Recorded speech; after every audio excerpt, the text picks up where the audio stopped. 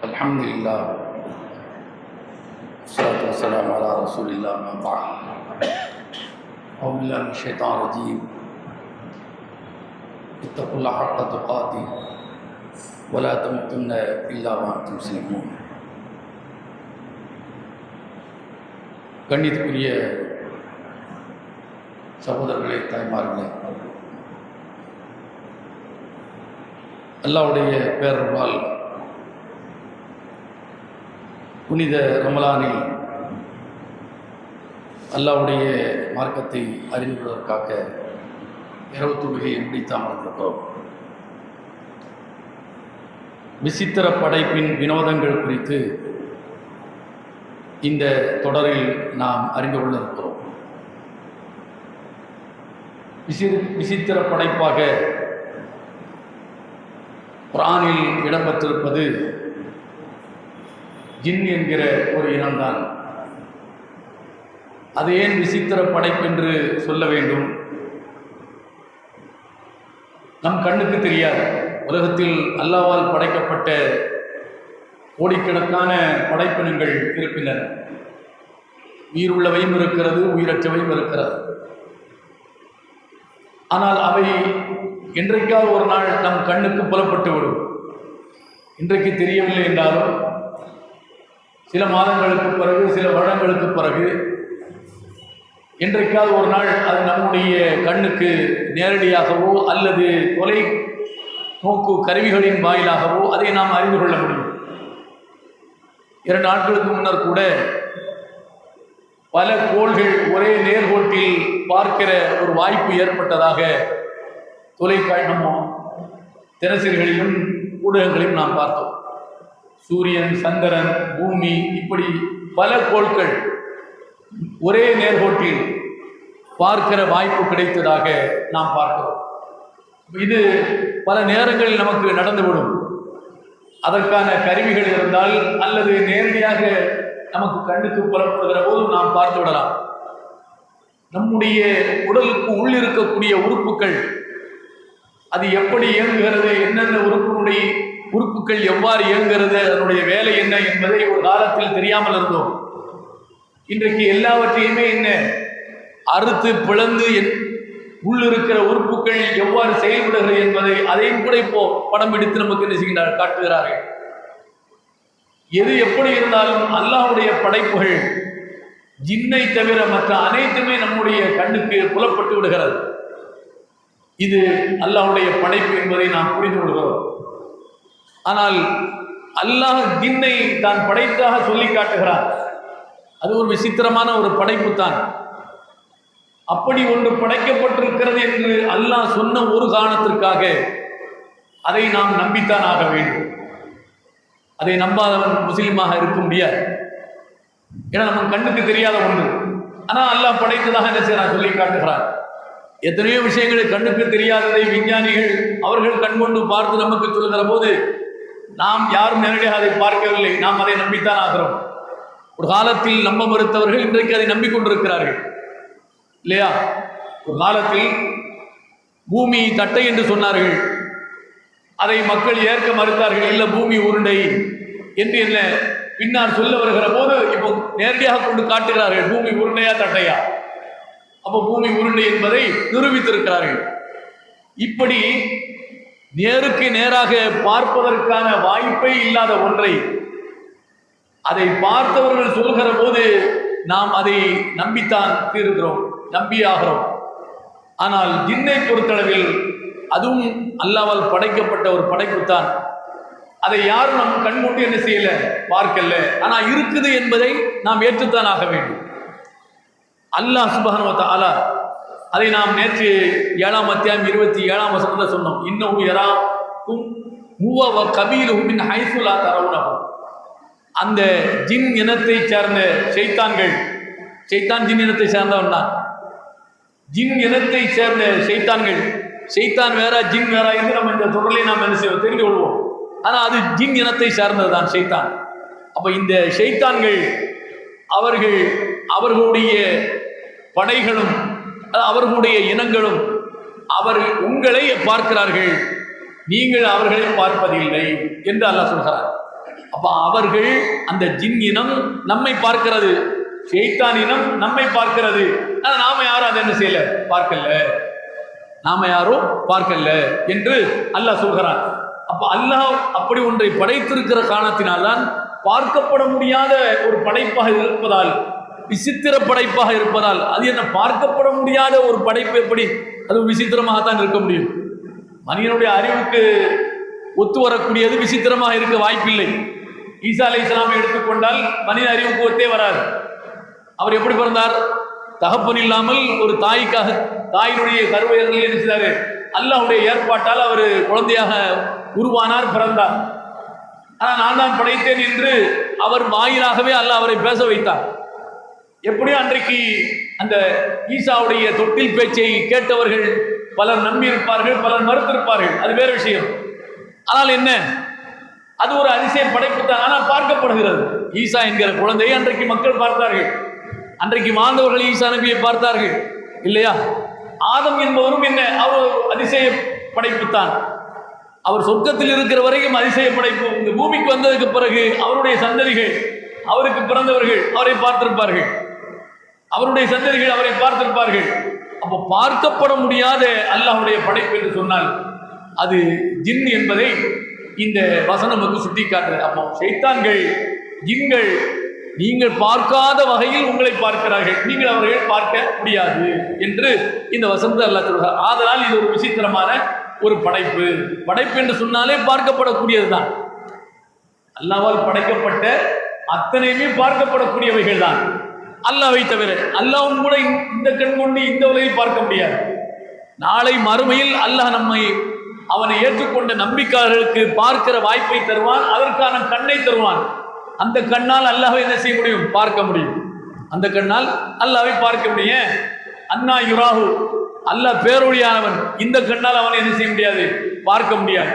மூசா பார்க்க வேண்டும் என்று ஆசைப்பட்டார், முடிந்ததா? மூசா அலைஹிஸ்ஸலாம் பார்க்க முடியவில்லை, மூர்த்தியாகி கீழே விழுந்தார். அப்ப இப்போ பார்க்க முடியாது. அது எவ்வளவு பெரிய நபியாக இருந்தாலும் சரி, அல்லாஹ்வை இந்த உலகில் யாரும் என்ன செய்ய முடியாது? பார்க்க முடியாது. அவன் பார்க்கப்பட முடியாதவன். நாளை மறுமையில் பார்க்க முடியும். ஆனால் இந்த உலகில் ஷைத்தான்களை, ஜின்களை பார்க்கவே முடியாது. அது அல்லாஹ்வால் படைக்கப்பட்டது என்பதை இந்த வசனம் என்ன சுட்டி காட்டுகிறது.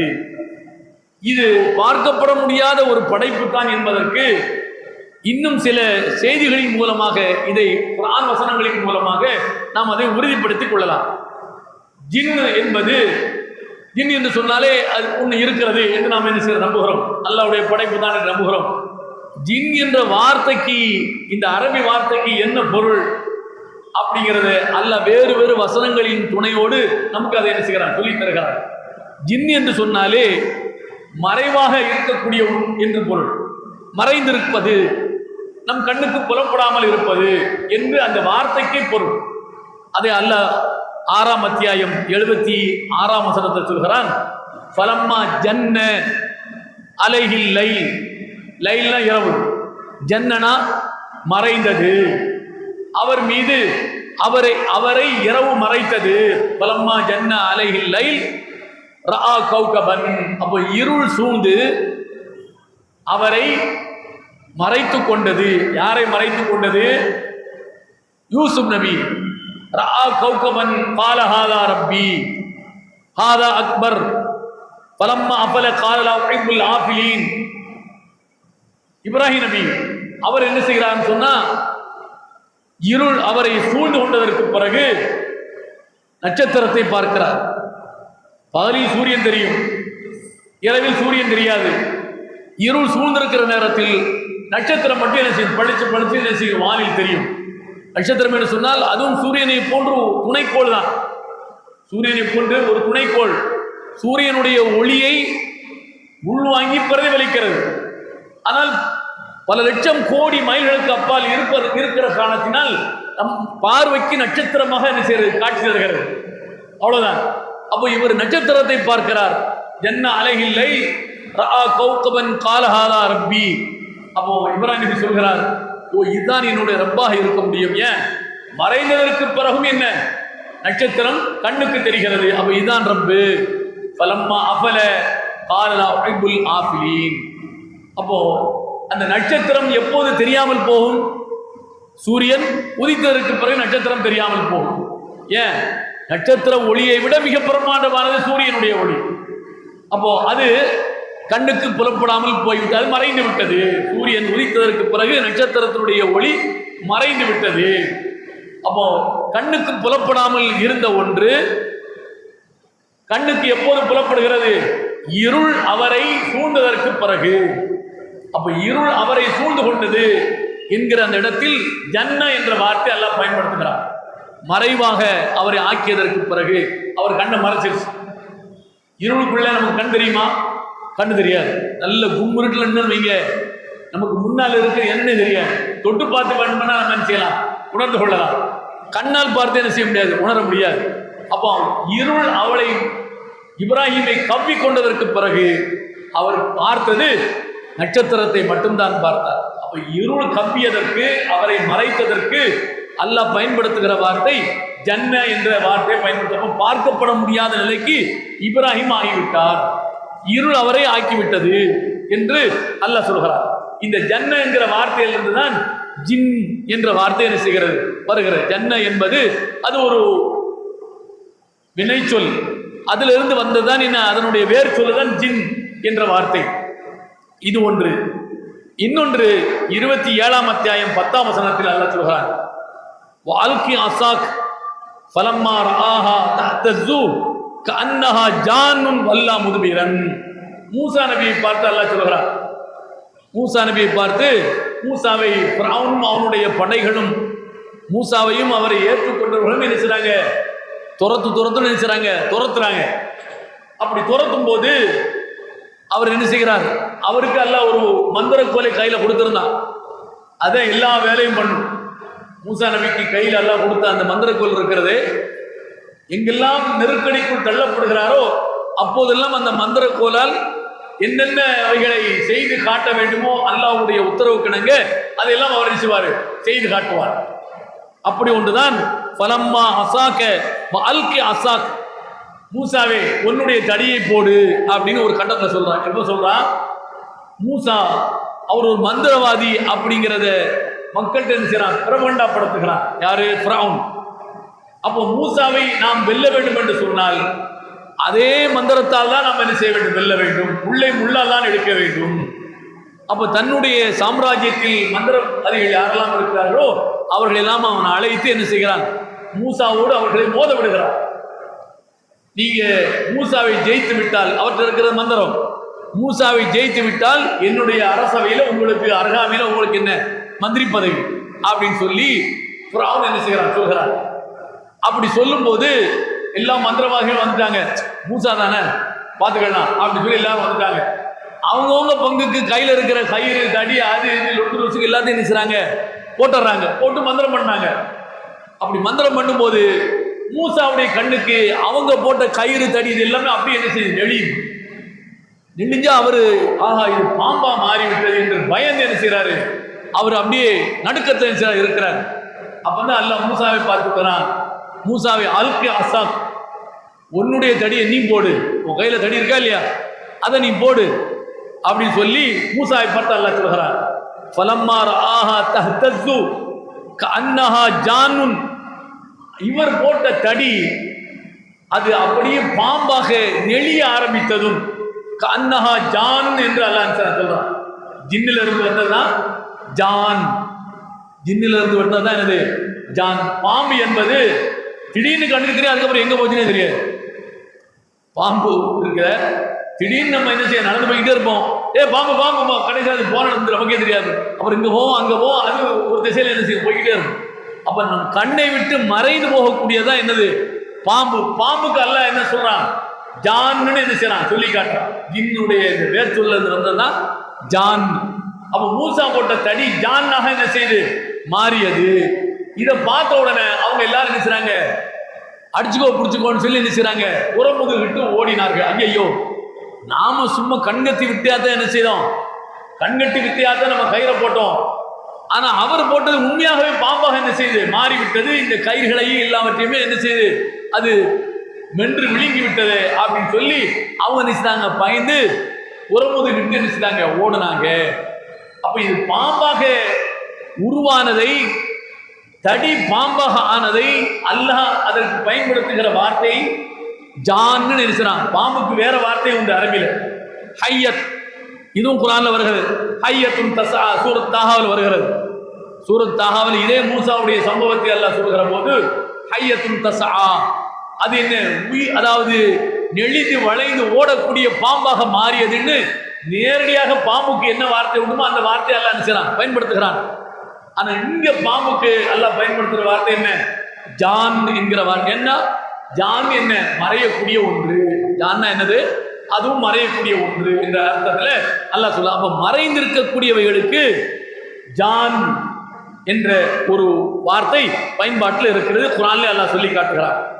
அதே போன்று 55ஆம் அத்தியாயம் சூரத்து ரஹ்மான்ல இதே வார்த்தை அல்லாஹ் நினைச்சான் சொல்லி காட்டுறான். என்ன சொல்கிறான்,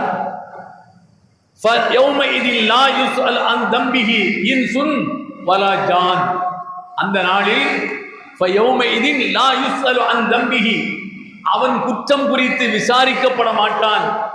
அவன் குற்றம் குறித்து விசாரிக்கப்பட மாட்டான். அவனவன் குற்றம் குறித்து விசாரிக்கப்பட மாட்டார்கள். இன்சும் ஜான்னும் விசாரிக்கப்பட மாட்டார்கள். ஜின்னு சொல்ல வேண்டிய இடத்துல ஜான்னுங்கிறான், பாம்புன்னு சொல்ல வேண்டிய இடத்துல ஜான்னு நல்லா என்ன செய்யறான் சொல்லி காட்டுறான். பாம்புன்னு சொல்ல வேண்டிய இடத்திலும் ஜான் என்கிறான். அடுத்து என்ன, ஜின்னு சொல்ல வேண்டிய இடத்திலும் ஜான் சொல்கிறான். இருள் சூழ்ந்திருக்கிற நேரத்திலும் அல்லாஹ் என்ன செய்யறான், ஜன்ன ஜான் என்கிற வார்த்தை அல்லாஹ் என்ன செய்யறான் பயன்படுத்துகிறான். அப்போ மறைவாக இருக்கின்ற ஒரு பொருளுக்குத்தான் ஜான் ஜின்னு என்று என்ன பொருள் என்பதை அல்லாஹ் வேறு வேறு வசனங்களின் மூலமாக என்ன செய்கிறான் சொல்லி காட்டுகிறான். இது 55ஆம் அத்தியாயம் 39வது வசனம். அதே போன்று 55ஆம் அத்தியாயம் 74வது வசனம் சூரத்து ரஹ்மான்ல அல்லாஹ் சொல்கிறான், ஃபீஹின்ன காசிராத்து தர்ஃப் லம் யத்மிசுஹுன்ன இன்சுன் கப்லஹும் வலா ஜான். சொர்க்கத்திலே யாரெல்லாம் சொர்க்கவாசிகளாக சொர்க்கத்திற்குள் பிரவேசிக்கின்றார்களோ அவர்களுக்கு அல்லாஹ் என்ன செய்கிறான், ஏராளமான இன்பங்களை வைத்திருக்கிறார். அவர்களுக்கு என்ன, பார்த்து ரசித்து அப்படியே என்ன இன்புற்று இருப்பதற்கான எல்லா வாழ்க்கை வசதியையும் அல்லாஹ் என்ன செய்வான் ஏற்படுத்தி கொடுக்கிறான். அப்ப அவர்களுக்கு என்ன, கண்ணழைகளை எல்லாம் அல்லாஹ் என்ன செய்வான் உள்ளே வைத்திருப்பான் சொர்க்கத்தில்.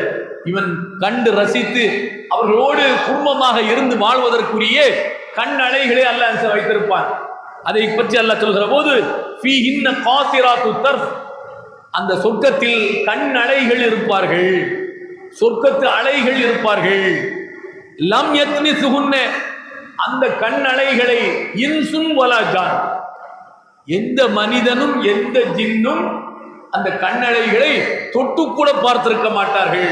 அப்போ புத்தம் புதிதாக உடைக்கப்படாத பொருளாக அப்படியே பேக்கிங் செய்து புத்தம் புதுசாக இருக்கிற ஒரு பொருளை எப்படி புது பொருள் யார் கையும் படல, யாரும் இதை என்ன செய்யல உடைக்கல, ஏன்னா அப்படியே என்ன சீலு உடைக்காமலே இருக்குது என்று மற்றவருடைய பயன்பாட்டில் இல்லாத புத்தம் புதிதாக தயாரிக்கப்பட்ட ஒரு பொருளை எவர் கையும் படாது என்று எப்படி சொல்வோமோ அது மாதிரி சொர்க்கத்தில் நல்லவர்களுக்காக அல்லாஹ் படைத்திருக்கிற கண்ணழைகளை எந்த மனிதனும் தொட்டிருக்க மாட்டான், எந்த ஜான்னும் தொட்டிருக்க மாட்டான்.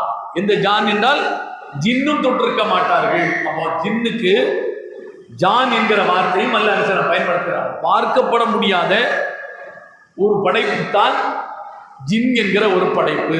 ஜின் என்கிற ஒரு படைப்பு. ஏன் இதை பற்றி அல்லாஹ் சொல்ல வேண்டும்?